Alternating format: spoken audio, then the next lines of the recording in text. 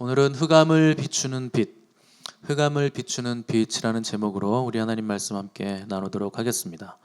1년 가운데 가장 소망이 있고 기쁨이 넘치는 때가 바로 오늘입니다. 이 절기, 성탄절 절기가 단연 가장 기쁨이 있고 소망 넘치는 절기입니다. 또 거리에 반짝반짝거리는 전구가 가장 많이 빛이 나는 때도 바로 이 시즌입니다. 이번 주에 저희 교회도 트리를 설치했는데 뭐 아주 심플하게 한 줄 그냥 쭉 갔지만 예쁘죠. 요거만 딱 걸어놔도 여기 불만 들어와도 설레는 느낌이 생깁니다. 이 불빛을 보면. 근데 성탄절에 우리가 전구를 왜 킬까요? 우리가 이 의미를 좀 알 필요가 있습니다. 이게 단순한 장식이 아니고 아주 깊은 영적인 의미가 이 전구 불빛 안에도 영적 상징의 역할을 감당하고 있기 때문입니다. 우리 먼저 창세기 말씀을 한번 읽겠습니다. 창세기 1장 1절에서 3절 말씀 다 같이 읽겠습니다. 시작. 태초에 하나님이 천지를 창조하시니라. 땅이 혼돈하고 공허하며 흑암이 깊음 위에 있고 하나님의 영은 수면 위에 운행하시니라. 하나님이 이르시되 빛이 있으라 하시니 빛이 있었고. 아멘. 자, 처음 성경 창세기를 보시면 하나님께서 천지를 창조하셨다, 이렇게 선포를 하고 있는데, 이때 땅의 상태는 어땠는가? 땅이 혼돈하고 공허하고 또 깜깜하고 아주 흑암이 깊었다, 이런 상태였습니다. 그러니까 한마디로 어지러웠다, 혼돈스러웠다, 이런 뜻입니다. 그때 하나님이 첫 창조를 행하셨는데 이 성경에 나오는 하나님의 첫 번째 말씀이 뭔가? 바로 빛이 있으라 하는 것이었습니다. 그러니까 이 빛은 무슨 빛인가? 우리가 아는 자연의 빛, 이 태양빛이 아니고 아주 근원적이고 영적이고 본질적인 빛을 먼저 창조를 하신 겁니다. 왜냐하면 나중에 태양을 따로 창조하시거든요. 그러니까 가장 먼저 빛을 창조하셨다는 건 이게 태양을 말하는 게 아니고 자연의 빛을 말하는 게 아니고 영적이고 근원적이고 본질적인 빛, 그것을 창조하셨다 하는 겁니다.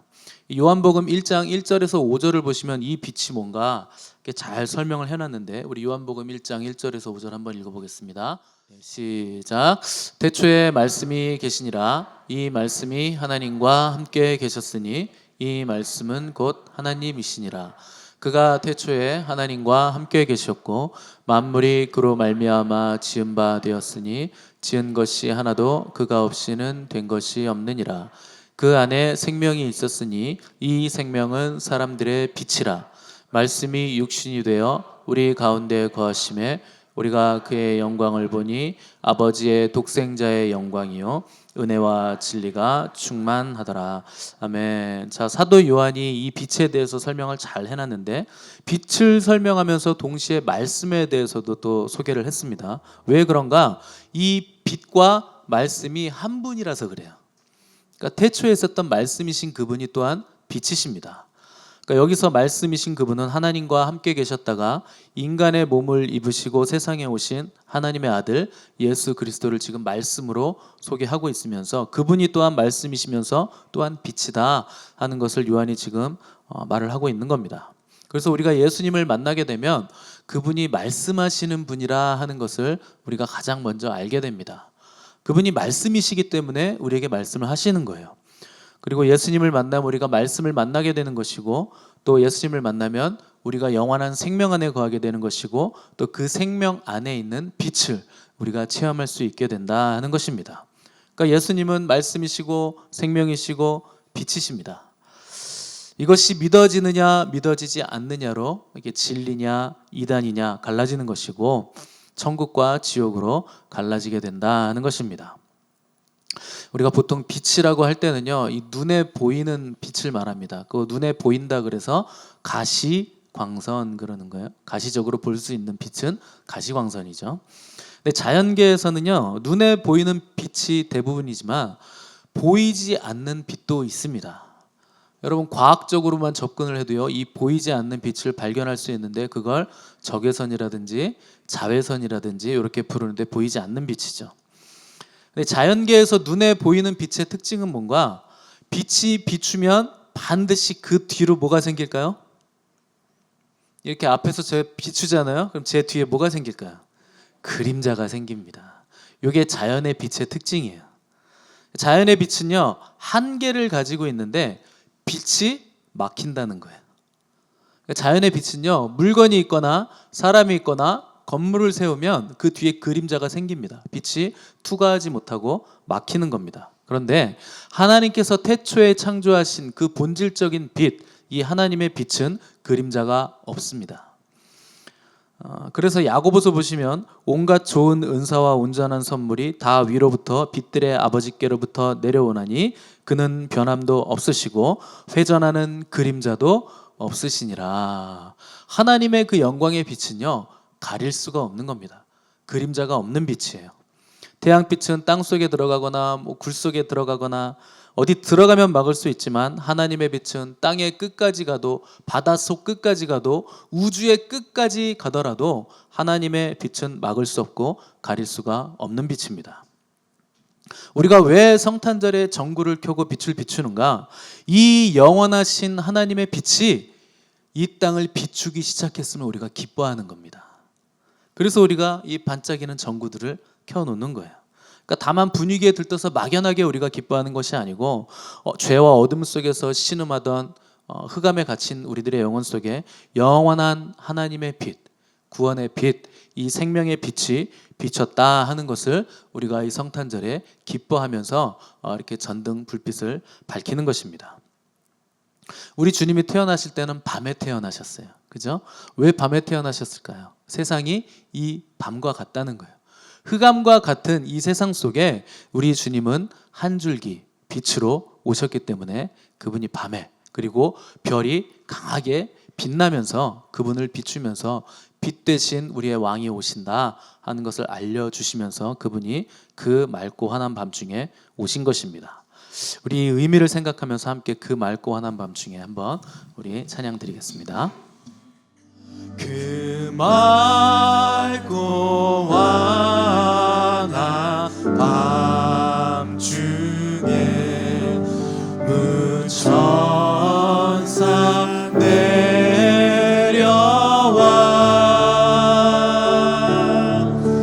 그 손에 빛 받들고서 다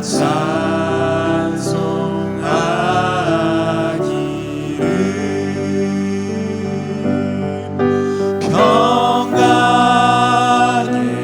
왕이 오시니 다 평안하여라.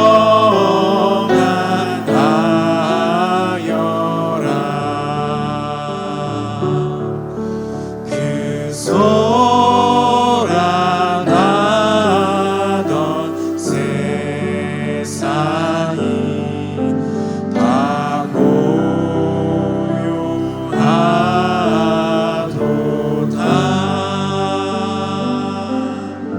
그 어둡고 혼란한 세상 한가운데 우리 주님이 오심으로 빛을 비추시고 평안을 우리에게 주신 것입니다. 이 빛의 가장 기본적인 속성이 뭔가? 어둠을 밝히는 겁니다. 우리 주님이 육신을 입으시고 빛으로 이 땅에 오심으로 해서 모든 어둠을 흩으시고 이 빛으로 죄인의 본성을 다 드러내시고 또 진리를 사람들에게 밝히 비춰주신 것입니다. 예수님이 태어나신 시대가 얼마나 캄캄한 암흑의 시대였는지 그래서 여러분 성경을 보시면 잘 알 수 있습니다. 그때는 로마의 식민지가 되어서 로마인들에게 압제당하던 시기, 인간적으로 보면 가장 불행하고 어두운 시기에 우리 주님이 태어나신 것입니다. 그때 하나님은 아직 남자를 모르는 아주 어렸던 한 여인을 택하셔서 성령으로 잉태케 하셔서 우리 주님 메시아를 태어나게 하셨습니다. 우리야 성경도 보고 설교도 많이 들어서 그러려니 하겠지만 여러분이 당사자라고 한번 생각을 해보세요.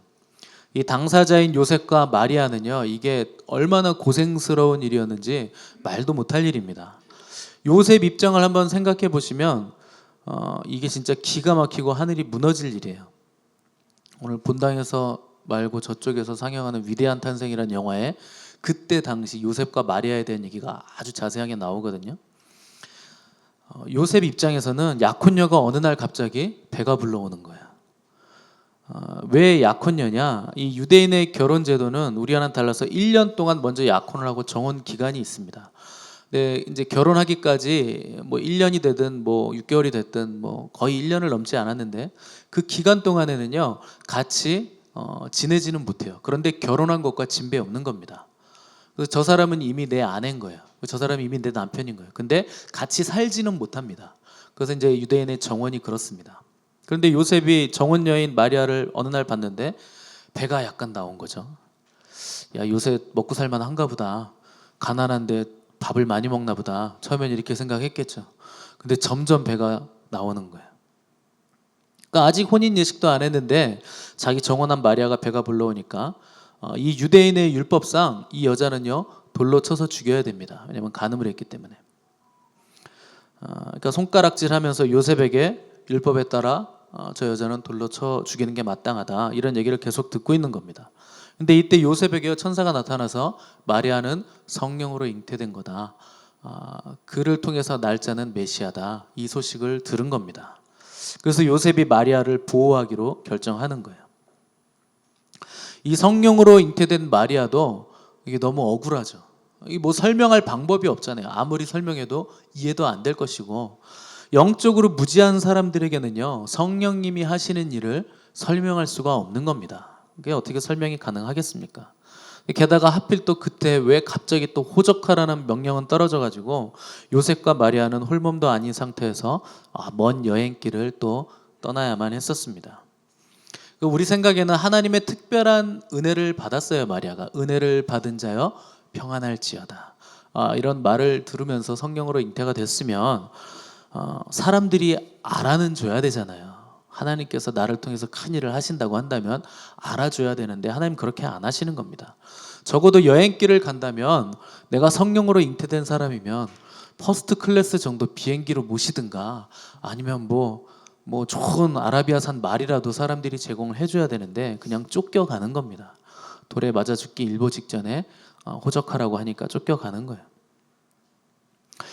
먹을 것도 변변치 않은 상태에서 아주 험난한 여정을 떠나야 됐고 결국 아이를 낳을 때는 병원은 고사하고 짐승들이 사는 축사에서 머물 데가 없어서 거기서 출산을 했던 겁니다. 여러분 이것이 영원 전부터 하나님께서 철저하게 준비하신 메시아를 보내시는 하나님의 방법이에요.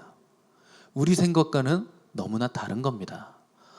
여러분 하나님이 하시는 방법은요 우리의 생각하고는 완전히 다른 거예요. 교회가 뭔가 번듯해지면 좋겠고 뭐가 대단한 막 이런 일이 일어났으면 좋겠지만 하나님이 그런 방법을 안 쓰시는 거예요. 가장 초라하게 가장 낮은 자리에서 겸손하게 하나님의 일들을 행할 수 있도록 하나님은 그 방법을 쓰는 것입니다. 여러분 그래서 내 인생은 왜 이렇게 힘든가? 여러분 불평하지 마시기 바랍니다. 우리 예수님은요 이 땅에서 가장 고단한 삶을 사셨어요. 고생과 수고를 다 겪으셨습니다. 그래서 그분은요 자신이 겪지 않으신 일을 우리에게 감당하라고 요구하시는 분이 아니세요. 다 감당하신 겁니다. 그분이 이 땅에 계실 때 구유에서 태어나셨어요. 여러분 구유 아세요? 구유? 두유 말고 구유. 무슨 구유였을까요? 주님이 누이신 구유가. 말구유라고 알고 계시죠? 성경엔 그런 거 안 써 있습니다. 그냥 구유라고 써 있어요. 그게 말구유인지 소구유인지 뭐 염소구유인지 양구유인지 우리가 알 방법이 없죠.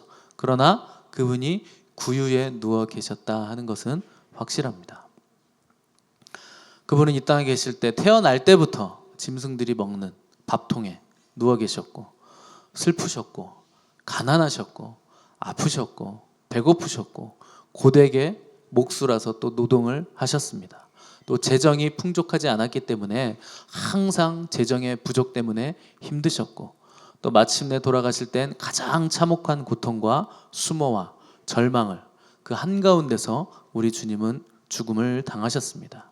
그러니까 인간의 할 수 있는 모든 경험과 고통과 고초는요 우리 주님이 다 겪어보신 거예요.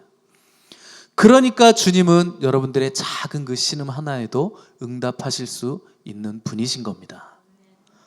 예수님이 하나님이신데 이 땅에 오셔서 사람이 되셨다 하는 것은요 우리가 33년간 너 지렁이가 잠깐 돼볼래 하는 것보다 더 낮아지신 거예요.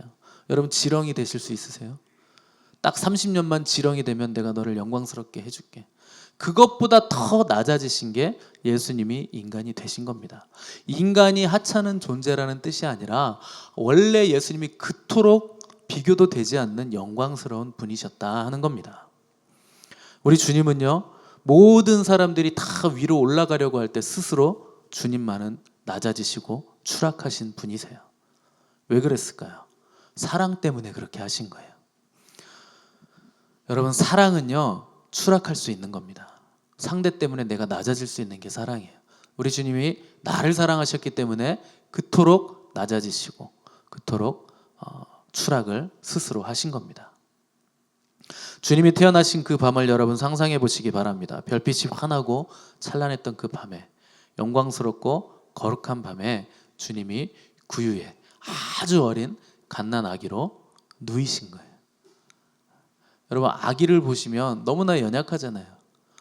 다른 모든 짐승들은요 태어날 때부터 지 앞가림을 해요. 그렇잖아요. 말 같은 경우는 태어나자마자 일어서잖아요. 근데 사람만은 사람 구실할 때까지는 계속 돌봐야 됩니다. 계속 안아줘야 되고 잘 걷지도 못해요. 계속 누워 있어야 돼요. 근데 우리 주님이 그런 몸으로 오신 거예요. 가장 낮은 자의 모습으로. 그 밤이 바로 거룩한 밤이었습니다. 우리 거룩한 밤 한번 찬송 드리겠습니다.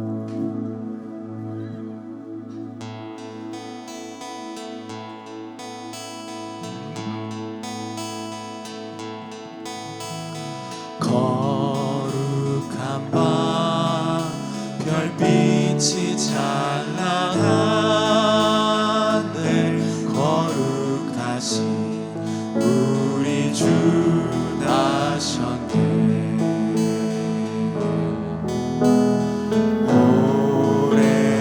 오랫동안 죄악에 얽매여서 헤매던 죄인 위에 오셔이를 위해 속죄하시려는 영광의 아침 동이 터온다. 경배하라.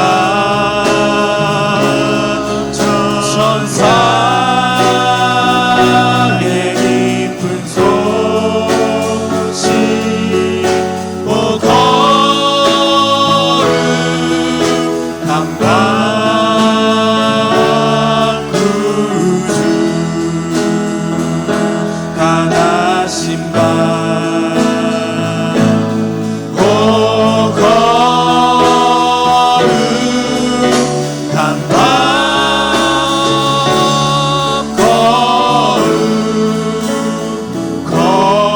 거룩한 밤.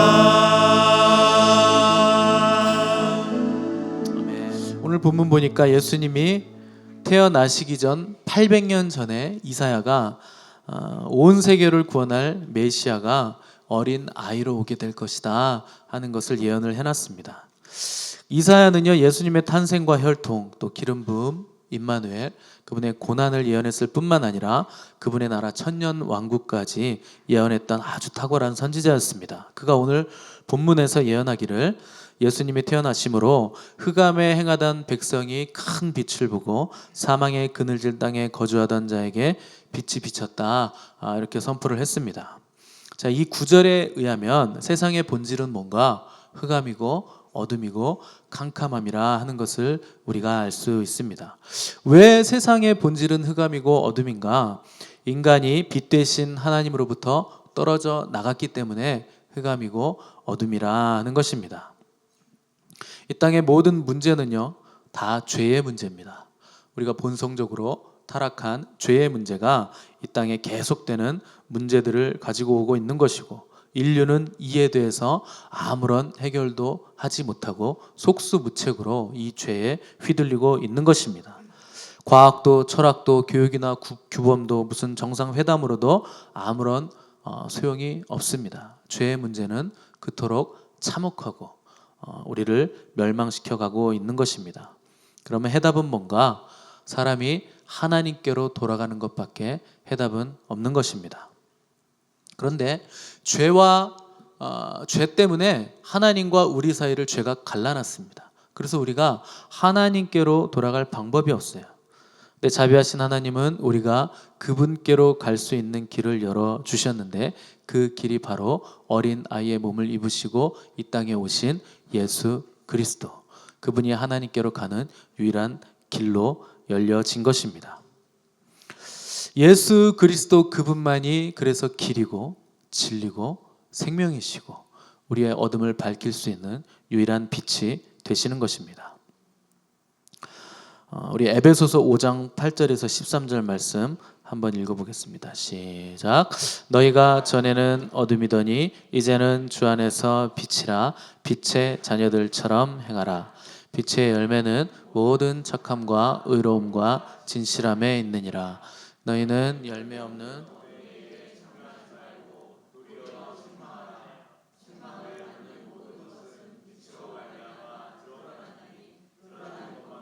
빛이니라.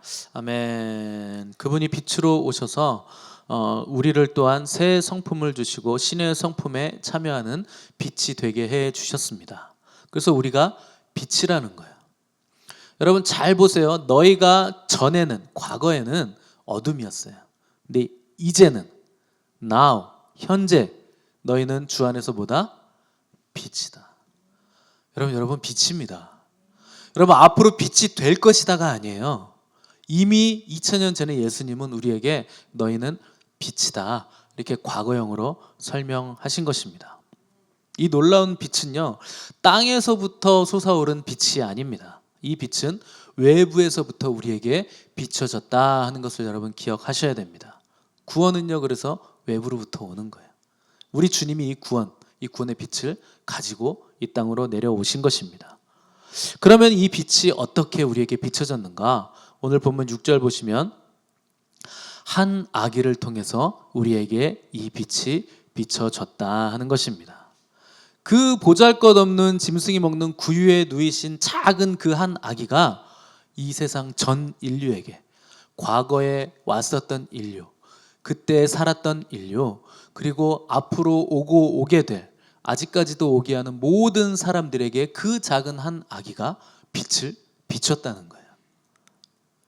근데 그 이름이 뭔가? 기묘라, 모사자라, 전능하신 하나님이라, 영존하시는 이 5가지의 이름은요 전부 다 하나님의 이름이에요.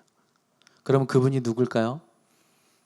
그 구유에 누이신 태어난 작은 그 아기가 바로 육신을 입으신 하나님이라 하는 겁니다. 얼마나 놀랍고 경이로운 일인지 모릅니다. 여러분 세상 어떤 신이 자기의 목숨을 내어줘서 피조물을 구원하겠습니까? 하나님만 그렇게 하시는 거예요. 이건 말로 다 할 수 없는 은혜, 영원토록 알아가도 다 알지 못할 깊은 하나님의 지혜이고 신비이고 비밀인 겁니다. 그래서 성탄절은요, 예수님의 탄생을 축하하는 날이 아니라 그분 앞에 극진히 경배하고 예배드리는 날이에요. 예수님의 탄생을 축하합니다. 이거는요, 조계사 승려들도 할 수 있는 말이에요. 그리고 믿지 않는 자들도 크리스마스에는 서로 막 축하를 합니다. 근데 성탄절은요, 축하하는 날이 아니에요. 우리를 위해, 우리를 속죄하시기 위해 이 땅에 인간의 몸을 입고 오신 우리의 하나님 되신 예수님께 극진히 경배하는 날이 바로 성탄절이라 하는 겁니다. 장 축하합니다라는 말 정도로는 예수님의 이 탄생, 그 안에 있는 경이로움을요 다 담아내지 못하는 겁니다. 그래서 그분의 탄생을 대하는 우리의 자세는 놀라움과 경이로움으로 할 말을 잃고 또 그분을 사랑하는 마음으로 극진히 예배하고 경배드리는 그것뿐입니다. 그래서 우리 주님은 영광의 왕이시고 만왕의 왕이시고 하나님이시라 하는 것을 이 시간 우리 함께 찬양드리겠습니다. 주님은 영광의 왕.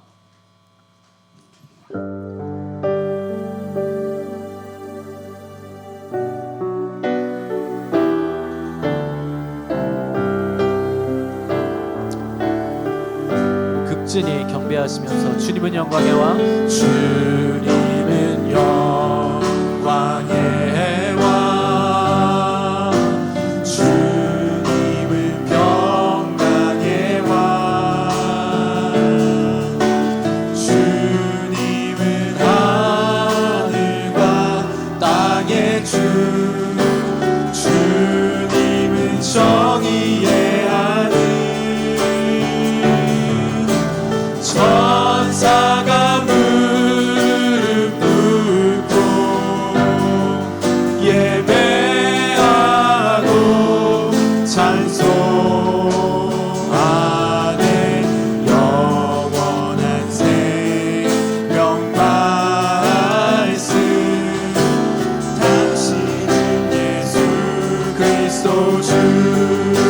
호산나 호산나 다윗의 자손께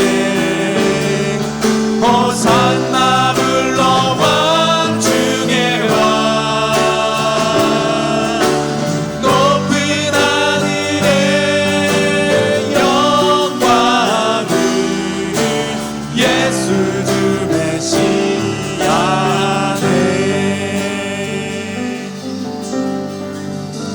아멘, 아멘.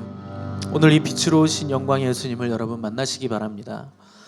산타 할아버지를 만나시면 안 되고 여러분 우리 하나님 대신 예수 그리스도 그분을 만나셔야 돼요. 성경에서 예수님을 직접 만난 사람들은요 다 무릎 꿇고 주님께 경배를 드렸습니다. 만나자마자 엎어진 거예요. 저분이 하나님이시라 하는 걸 발견을 한 겁니다. 그분은 우리가 영원히 경배하고 섬기고 사랑하고 따라야 할 전능하신 하나님이십니다. 오늘 본문 6절 앞부분을 보시면 한 아기가 우리에게 낳고 한 아들을 우리에게 주신 바 되었는데 이렇게 기록했어요. 여러분 가장 성탄절의 가장 큰 기적은요 하나님께서 예수 그리스도를 우리에게 주신 것입니다. 우리에게 주신 바 되었다고 하시는 거예요. 여러분께 주신 거예요. 그분이 우리의 가장 귀한 선물이요 보물입니다. 우리가 기꺼이 마음을 열고 그분을 받아들이기만 하면 영접하기만 하면 여러분 하나님께서 우리에게 주신 바 된 가장 귀한 선물 예수 그리스도를 여러분이 가지실 수 있는 겁니다. 그분이 주셨기 때문에 그런 거예요. 또 5절 보시면 어지러이 싸우는 군인들의 신과 피 묻은 겉옷이 불의 섭같이 살라지리니 이렇게 기록을 했습니다. 이게 무슨 뜻일까요? 그분을 받은 사람들, 하나님께서 주신 가장 귀한 선물 예수 그리스도를 받은 사람들은 더 이상 전쟁할 필요가 없다 하는 뜻입니다. 내가 이제는 싸울 필요가 없는 거예요. 누군가 나를 위해서 대신 싸워줄 것이기 때문에 그런 것입니다. 그분이 바로 우리 구주 예수 그리스도십니다. 그분의 이름은 임마누엘, 하나님이 우리와 함께 하신다는 뜻입니다. 우리가 마음을 열어 그분을 영접하기만 하면 그분은 영원토록 우리와 함께 계시고 결코 떠나지 않으실 것입니다. 그분이 우리의 모든 죄를 가져가시고 우리가 싸울 싸움을 대신 싸우시고 마침내 천국에 이를 때까지 우리와 동행하시는 임마누엘의 하나님, 그분을 여러분 마음 문을 열어 영접하시기 바랍니다. 성탄절의 기쁨 중에 또 하나의 기쁨은요 선물입니다. 선물. 오늘 여러분들을 위해서 이렇게 선물이 있는데 뭐 대단한 건 아닙니다. 근데 저 쇼핑백 안에 뭐가 들었는지는 저도 잘 몰라요. 사모님만 알아요. 뭐 대단한 건 아닐 겁니다. 그러나 기쁨 그리고 여러분들을 향한 사랑이 이 안에 담겨 있습니다. 그럼에도 불구하고 성탄절의 가장 좋은 선물 중에서 가장 좋은 선물은 빛으로 오신 우리 주님이십니다. 여러분 그분을 받으시기 바랍니다. 우리 주님께서 십자가에서 나의 죄 때문에 죽으셨을 때는요 온 세상에 어둠이 임했어요. 빛이신 그분이 어둠 속으로 빨려 들어가신 겁니다. 왜일까요? 저와 여러분을 빛으로 만들어 주시기 위해서 그분은 어둠 속으로 빨려 들어가신 것입니다. 우리 베드로전서 2장 9절 말씀 한번 읽어보겠습니다. 시작. 그러나 너희는 택하신 족속이요 왕 같은 제사장들이요 거룩한 나라요 그의 소유된 백성이니 너는 너희를 어두운 데서 불러내어 그의 기이한 빛에 들어가게 하시니에 아름다운 덕을 선포하게 하려 하심이라. 아멘. 우리를 어두운 데서 불러내신 예수 그리스도의 그 기이한 빛에 들어가기 전에는 우리는요 내가 누구인지 알 수가 없을 것입니다. 그리고 나의 상태가 어떠한 상태인지도 여러분은 알 수가 없을 것입니다. 그리고 구원도 얻을 수가 없을 것입니다. 그러나 우리가 이 빛을 받아들이기만 하면 우리는 구원받은 빛의 자녀들이 되는 것입니다. 빛의 사람들은요 그냥 가만히 있어도 어둠이 물러가게 돼 있어요. 왜냐하면 우리가 빛이니까요. 여러분 이런 빛의 삶을 사시기 바랍니다. 빛은요 무슨 말을 해서 되는 게 아니에요. 가만히 있어도 빛은 그냥 밝은 거예요. 하나님의 빛 안에 있는 인생은 강력합니다. 빛이 나기 때문에 그래요. 사자는요, 가만히 있어도 무섭거든요. 토끼는요, 인상을 쓰고 소리를 아무리 질러도요, 토끼는 귀여워요. 하나도 안 무섭습니다. 토끼가 계속 인상 쓰고 소리 지르면 토끼탕이 됩니다. 빛의 사람들은요, 인상 쓸 필요도 없고 소리 지를 필요도 없는 거예요. 여러분이 하나님의 빛 안에 거하면 여러분이 가는 곳마다 빛이니라. 어둠이 다 사라지는 겁니다. 그래서 우리는요, 인상 쓸 필요 없는 존재들이에요. 소리 지를 필요가 없는 존재들입니다. 여러분, 빛 대신 주님이 우리를 빛으로 만들어 주셨습니다. 오늘 우리 주님이 오심을 기념하는 성탄주일에 그분이 어떻게 우리에게 오셨고 왜 오셨고 무엇을 위해 오셨는지 여러분 깊이 생각하셔야 됩니다. 여러분들이 생각을 안 하실 것이 뻔하기 때문에 제가 두 편의 영화를 준비해 놓은 거예요. 보면 자연히 생각하게 돼 있거든요. 그분께서 우리에게 원하시는 것이 무엇인지를 잘 알아서 이 캄캄한 어둠의 때에 하나님의 마음을 시원케 해드리는 빛된 교회, 빛된 성도들이 되시기를 간절히 바랍니다. 함께 기도하겠습니다. 하나님 감사합니다. 흑암의 고통으로 그늘질 땅에 큰 빛으로 오신 우리 주님을 사랑하고 경배합니다. 하나님께서 우리에게 주신 가장 귀한 선물 예수 그리스도, 오늘 그 주님을 우리가 받아들이기로 결단하고 빛된 삶을 살기를 사모하오니 우리에게 생명의 빛으로 임하여 주시옵소서. 예수님의 이름으로 기도드렸습니다. 아멘. 우리 하나님께 감사와 영광의 박수 올려드리겠습니다.